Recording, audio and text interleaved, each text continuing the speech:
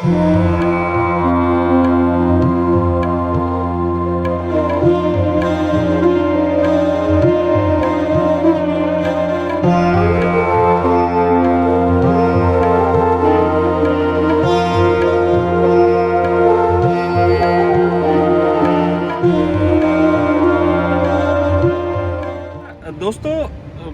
ਜਿਹੜੀ ਹੈ ਮਸਜਿਦ ਵਜ਼ੀਰ ਖਾਂ, ਇਹ ਬਣਾਈ ਜਾਂਦੀ ਹੈ 1634-35 ਦੇ ਵਿੱਚ।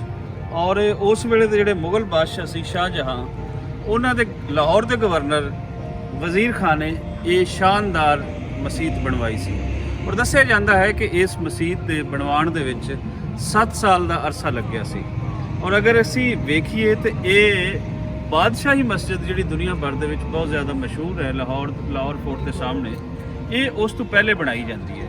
ਸੋ ਇਹਦੀ ਜਿਹੜੀ ਇੱਕ ਇੰਪੋਰਟੈਂਸ ਹੈ ਇਸ ਮਸਜਿਦ ਦੀ, ਪੁਰਾਣੀਆਂ ਮਸਜਿਦਾਂ ਦੇ ਵਿੱਚ ਅਗਰ ਲਾਹੌਰ ਦੇ ਵਿੱਚ ਅਸੀਂ ਸ਼ੁਮਾਰ ਕਰੀਏ ਤੇ ਫਿਰ ਇਹ ਪਹਿਲੀ ਮਸਜਿਦ ਜਿਹੜੀ ਸਭ ਤੋਂ ਖੁੱਲ੍ਹੀ ਔਰ ਵੱਡੀ, ਜਿੱਥੇ ਬਹੁਤ ਜ਼ਿਆਦਾ ਲੋਕ ਨਮਾਜ਼ ਪੜ੍ਹ ਸਕਦੇ ਸੀ, ਉਹ ਇਹ ਮਸਜਿਦ ਬਣਾਈ ਗਈ। ਔਰ ਇਹ ਮਸਜਿਦ ਬਣਵਾਈ ਉਹਨਾਂ ਨੇ ਕਿਸ ਲਈ?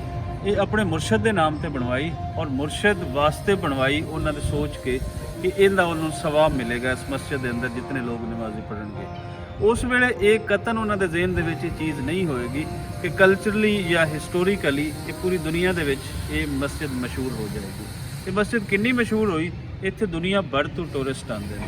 ਔਰ ਉਹ ਟੂਰਿਸਟ ਦੇ ਵਿੱਚ ਇਸ ਟਾਈਮ ਸਾਡੇ ਦੋਸਤ ਮਿੱਤਰ ਪਿਆਰੇ ਜਸਵਿੰਦਰ ਸਿੰਘ ਜੀ, ਜਿਹੜੇ ਲੰਡਨ UK ਤੋਂ ਇੱਥੇ ਆਏ ਨੇ, ਉਹਨਾਂ ਨੇ ਅੱਜ ਇਸ ਮਸਜਿਦ ਨੂੰ ਵਿਜ਼ਿਟ ਕੀਤਾ ਹੈ। ਔਰ ਮੇਰੀ ਅਕਸਰ ਜਿਹੜੀ ਲਾਹੌਰ ਦੀਆਂ ਹਿਸਟੋਰੀਕਲ ਬਿਲਡਿੰਗਸ ਦੇ ਬਾਰੇ ਇਹਨਾਂ ਨਾਲ ਗੱਲਬਾਤ ਹੁੰਦੀ ਰਹਿੰਦੀ ਸੀ, ਉਹਨਾਂ ਦੇ ਵਿੱਚ ਇਹ ਜਿਹੜੀ ਮਸਜਿਦ ਸੀ, ਮਸਜਿਦ ਵਜ਼ੀਰ ਖਾਂ, ਇਹਦਾ ਜ਼ਿਕਰ ਲਾਜ਼ਮੀ ਹੁੰਦਾ ਸੀ। ਸੋ ਅੱਜ ਉਹਨਾਂ ਨੇ ਆਪਣੀਆਂ ਅੱਖਾਂ ਦੇ ਨਾਲ ਇਸ ਨੂੰ ਤੱਕਿਆ ਹੈ ਤੇ ਕੀ ਸੋਚਦੇ ਆ ਕਿ ਇਸ ਤਰੀਕੇ ਦੇ ਜਿਹੜੀ ਅਜੇ ਪ੍ਰੀਜ਼ਰਵ ਕਰ ਲਈਆਂ ਨੇ ਇੱਥੋਂ ਦੀਆਂ ਸਰਕਾਰਾਂ ਨੇ, ਇੱਥੋਂ ਦੇ ਲੋਕਾਂ ਨੇ ਇਹ ਬਿਲਡਿੰਗਸ, ਇਹਨਾਂ ਦੇ ਬਾਰੇ ਉਹਨਾਂ ਦਾ ਕੀ ਖਿਆਲ ਹੈ। ਔਰ ਇੱਕ ਐਜ਼ ਅ ਟੂਰਿਸਟ ਜਦੋਂ ਕੋਈ ਬਾਹਰੋਂ ਦੋਸਤ ਆਉਂਦਾ ਹੈ ਤੇ ਉਹਦਾ ਇਹਨਾਂ ਨੂੰ ਦੇਖ ਕੇ ਤੇ ਕੀ ਇਮੇਜ ਬਿਲਡਿੰਗ ਵਾਸਤੇ ਕੀ ਕੰਮ ਕਰਦੀਆਂ ਨੇ ਇਸ ਤਰ੍ਹਾਂ ਦੇ ਬਿਲਡਿੰਗਸ? ਹਾਂਜੀ, ਪਹਿਲੀ ਗੱਲ ਜਦ ਮੈਂ ਬਿਲਡਿੰਗ ਦੇਖੀ ਹੈ ਹਾਂ, ਇਹ ਕਿਉਂਕਿ ਮੁਗਲਿਆ ਦੌਰ ਦੀ ਬਿਲਡਿੰਗ ਆ, ਤਾਂ ਜਿੰਨੀਆਂ ਵੀ ਮੈਨੂੰ ਲੱਗਦਾ ਜਿੰਨੀਆਂ ਵੀ ਮੁਗਲਿਆ ਦੌਰ ਦੀਆਂ ਬਿਲਡਿੰਗਸ ਉਹ ਸਭ ਤੋਂ ਖੂਬਸੂਰਤ ਮੈਨੂੰ ਲੱਗਦੀ ਹਾਂ ਇਸ ਇਲਾਕੇ 'ਚ, ਕਿਉਂਕਿ ਇਹਨਾਂ ਦਾ ਆਰਕੀਟੈਕਚਰ, ਜਿਹੜੇ ਰੰਗ ਵਰਤਦੇ ਤਾਂ ਡਿਜ਼ਾਈਨਸ, ਹਾਂ, ਇਹਦਾ ਅਲੱਗ ਸਟਾਈਲ ਹੀ ਆਪਣਾ ਸੀਗਾ, ਤਾਂ ਉਹ ਹੁਣ ਨਹੀਂ ਮਿਲਦਾ। ਤਾਂ ਉਸ ਨੂੰ ਮੈਂ ਕਹਿੰਦਾ ਜਿੰਨੀ ਵੀ ਪ੍ਰੈਜ਼ਰਵੇਸ਼ਨ ਹੋ ਸਕਦੀ ਹੈ ਇਹਨਾਂ ਦੀ ਹੋਣੀ ਚਾਹੀਦੀ। ਤਾਂ ਵੈਸੇ ਖਾਸ ਵਜ਼ੀਰ ਖਾਨ ਮਸਜਿਦ ਦੀ ਜਦੋਂ ਮੈਂ ਅੰਦਰ ਹੀ ਆਇਆ, ਥੋੜ੍ਹਾ ਮੈਨੂੰ ਯਾਦ ਵੀ ਆਇਆ ਇੰਡੀਆ ਜੋ ਮਸਜਿਦਸ ਦੇਖੀਆਂ ਮੈਂ ਲਖਨਊ ਦੇ ਵਿੱਚ ਖਾਸ, ਤਾਂ ਦਿੱਲੀ ਵਿੱਚ ਉਹਨਾਂ ਦੇ ਸਟਾਈਲ ਦੀਆਂ, ਕਿਉਂਕਿ ਵੀ ਮੁਗਲ ਦੌਰ ਦੀ ਮਸਜਿਦ ਕਾਫੀ। ਜੇ ਵੈਸੇ ਲਖਨਊ ਦੀ ਗੱਲ ਕਰਿਆ ਜਾਵੇ, ਕੁਛ ਮੈਨੂੰ ਬੜਾ ਇਮਾਮ ਬਾੜਾ ਵਰਗਾ ਵੀ ਦਿਸਦਾ ਹੈ। ਤਾਂ ਜਦੋਂ ਬਾਹਰਲੇ ਸਟੈਪਸ, ਜਦੋਂ ਸੀੜੀਆਂ ਜੋ ਅੰਦਰ ਆਈ ਦੀਆਂ ਆ, ਉਹ ਥੋੜਾ ਦਿੱਲੀ ਜਮਾ ਮਸਜਿਦ ਦੀ ਸ਼ਕਲ ਵੀ ਲੱਗਦੀ ਹੈ। ਤਾਂ ਉਹਦਾ ਮੈਨੂੰ ਚੇਤਾ ਆਇਆ ਜਦੋਂ ਮੈਂ ਉਹ ਮਸਜਿਦਾਂ ਜੋ ਦੇਖੀਆਂ ਤਾਂ ਉੱਥੇ ਬੈਠੇ, ਤਾਂ ਇੱਥੇ ਅੰਦਰ ਆ ਕੇ ਵੀ ਵਧੀਆ ਲੱਗਦਾ। ਪਰ ਮੈਂ ਇੱਕ ਗੱਲ ਜ਼ਰੂਰ ਕਹੂੰਗਾ, ਜਿਹੜੇ ਟੂਰਿਸਟ ਜਿਹੜੇ ਇੱਥੇ ਆਉਣਾ ਹੈ, ਜੀ, ਜਦੋਂ ਵੀ ਤੁਸੀਂ ਕੋਈ ਰਿਲੀਜੀਅਸ ਧਾਰਮਿਕ ਜਗ੍ਹਾ ਤੇ ਆਉਂਦੇ ਆ, ਉਹਦੇ ਰੂਲਸ ਹੁੰਦੇ ਆ, ਉਹ ਰੂਲਸ ਨੂੰ ਹਮੇਸ਼ਾ ਹੀ ਰਿਸਪੈਕਟ ਕਰਨੇ ਚਾਹੀਦੇ। ਮੈਂ ਕਈ ਵਾਰੀ ਦੇਖਿਆ ਮਿਡਲ ਈਸਟ ਤੇ ਜਦੋਂ ਟੂਰਿਸਟ ਜਾਂਦੇ, ਯੂਰੋਪੀਅਨ ਸਿਰ ਨਹੀਂ ਢੱਕੇ ਹੁੰਦੇ, ਤਾਂ ਰੂਲਸ ਹੁੰਦੇ ਆ ਜਿਹੜੇ ਸਾਨੂੰ ਰਿਸਪੈਕਟ ਕਰਨੇ ਚਾਹੀਦੇ ਆ। ਸੋ ਮੈਂ ਕਹੂੰਗਾ ਜੇ ਤੁਸੀਂ ਆਉਣਾ ਇੱਥੇ ਤਾਂ ਜਗ੍ਹਾ ਦੇਖਣੀ, ਇਹਦੇ ਰੂਲਸ, ਟ੍ਰੈਡੀਸ਼ਨਸ, ਕਸਟਮਸ ਜ਼ਰੂਰ ਰਿਸਪੈਕਟ ਕਰੋ। ਪਰ ਇੱਕ ਗੱਲ ਮੈਂ ਜ਼ਰੂਰ ਕਹਿਣਾ ਕਿ ਇਸ ਮਸਜਿਦ ਨੂੰ ਇੱਕ ਹੋਰ ਵਜ੍ਹਾ ਹੈ ਦੇਖਣ ਆਉਣ ਦਾ, ਬਾਹਰ ਜਿੰਨਾ ਵੀ ਰੌਲਾ ਆ, ਜਿੰਨਾ ਵੀ ਖੜਾਕਾ ਆ, ਜਿੰਨਾ ਵੀ ਰਸ਼ ਆ, ਤੁਸੀਂ ਅੰਦਰ ਜਾਓ, ਇੱਥੇ ਕਾਫੀ ਸਕੂਨ ਹੈ।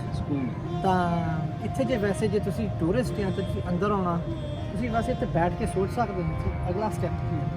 ਨਾਲੇ ਮਸਜਿਦ ਦੇਖ ਲਓ, ਨਾਲੇ ਆਰਕੀਟੈਕਚਰ, ਹਿਸਟਰੀ, ਰਿਲੀਜਨ ਦਾ ਕੁਝ ਸਿੱਖ ਲਓ, ਤਾਂ ਫਿਰ ਅਗਲਾ ਤੁਹਾਡਾ ਪਲਾਨ ਤੁਸੀਂ ਜੋ ਕਰੋ। ਪਰ ਇੱਥੇ ਵੈਸੇ ਸਕੂਨ ਮਿਲਦਾ ਆ ਕੇ ਅੰਦਰ। ਬਾਹਰ ਹੁਣ ਜੋ ਦੇਖਿਆ, ਹੁਣ ਕਿਉਂਕਿ ਦਿਨ ਵੀ ਟਾਈਮ ਵੀ ਕਾਫੀ ਹੋ ਗਿਆ, ਹੁਣ ਥੋੜ੍ਹਾ ਰਸ਼ ਜ਼ਿਆਦਾ ਹੈ, ਤਾਂ ਪਰ ਅੰਦਰ ਤਾਂ ਇੱਥੇ ਕੋਈ ਮਹਿਸੂਸ ਨਹੀਂ। ਮੈਂ ਅਕਸਰ ਦੇਖਿਆ ਕਿ ਜਿਹੜੀ ਜਗ੍ਹਾ ਧਾਰਮਿਕ ਜਗ੍ਹਾ ਹੁੰਦੀਆਂ, ਬਾਹਰ ਜਿੰਨਾ ਮਰਜ਼ੀ ਹੋਈ ਜਾਵੇ, ਖੱਪ ਜਿੰਨੀ ਮਰਜ਼ੀ ਪਈ ਜਾਵੇ, ਅੰਦਰ ਬਹੁਤ ਸਕੂਨ। ਬਿਲਕੁਲ ਜੀ, ਤੁਸੀਂ ਬਿਲਕੁਲ ਠੀਕ ਕਹਿ ਰਹੇ ਹੋ। ਔਰ ਇੱਕ ਹੋਰ ਚੀਜ਼ ਜਿਹੜੀ ਇੱਥੇ ਆ ਕੇ ਸਾਨੂੰ ਉਕਸਾਉਂਦੀ ਹੈ, ਸਾਨੂੰ ਇਸ ਚੀਜ਼ 'ਤੇ ਲਿਆਂਦੀ ਹੈ ਕਿ ਜਿਸ ਸ਼ਖਸ ਨੇ ਵੀ ਕੁਝ ਕੀਤਾ ਹੈ, ਵੱਡੇ ਲੈਵਲ ਦਾ ਕੋਈ ਕੰਮ ਕੀਤਾ ਹੈ, ਉਹ ਮਰਦਾ ਨਹੀਂ, ਉਹ ਸਦੀਆਂ ਜਿੰਦਾ ਰਹਿੰਦਾ ਹੈ। ਉਹਦੇ ਵਿੱਚੋਂ ਹੀ ਇੱਕ ਕੰਮ ਹੈ ਵਜ਼ੀਰ ਖਾਨ ਦਾ ਹੈ, ਜਿਹੜਾ ਇਸ ਵੇਲੇ ਲਾਹੌਰ ਦੀ ਹਿਸਟਰੀ ਦੇ ਵਿੱਚ ਤੁਸੀਂ ਅਗਰ ਲਾਹੌਰ ਦੀ ਹਿਸਟਰੀ ਦੀ ਜਦੋਂ ਅਸੀਂ ਗੱਲ ਕਰਾਂਗੇ ਤਾਂ ਉਹਦੇ ਵਿੱਚ ਮਸਜਿਦ ਵਜ਼ੀਰ ਖਾਨ ਦੀ ਲਾਜ਼ਮੀ ਗੱਲ ਹੋਵੇਗੀ।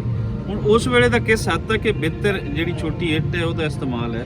ਅਸੀਂ ਅਗਰ ਦੇਖੀਏ, ਤੁਸੀਂ ਕੈਮਰਾਮੈਨ ਸਾਡਾ ਥੱਲੇ ਦਿਖਾਵੇ, ਤੇ ਇਹ ਇੱਟ ਅਜੇ ਵੀ ਉਹੀ ਇੱਟ ਹੈ। ਸੋ ਇਹਦਾ ਫਰਸ਼ ਵੀ ਅਜੇ ਤੱਕ ਉਹੀ ਹੈ, ਇਹਦੀ ਕੋਈ ਚੀਜ਼ ਚੇਂਜ ਨਹੀਂ ਹੋ ਸਕੀ। ਔਰ ਇਸ ਚੀਜ਼ ਨੂੰ ਕੋਈ ਤਕਰੀਬਨ ਆਲਮੋਸਟ 500 ਸਾਲ ਦੇ ਕਰੀਬ ਹੋਣ ਦੇ ਇਸ ਮਸਜਿਦ ਨੂੰ ਬਣਨ ਦੇ, ਲੇਕਿਨ ਅਜੇ ਇਹ ਆਪਣੀ ਉਸੇ ਬੇਸਿਕ ਜਿਹੜੀ ਰੀਅਲ ਕੰਡੀਸ਼ਨ ਹੈ ਉਸ ਦੇ ਵਿੱਚ ਹੀ ਸਾਰੀ ਮਸਜਿਦ ਤੁਹਾਨੂੰ ਨਜ਼ਰ ਆਏ।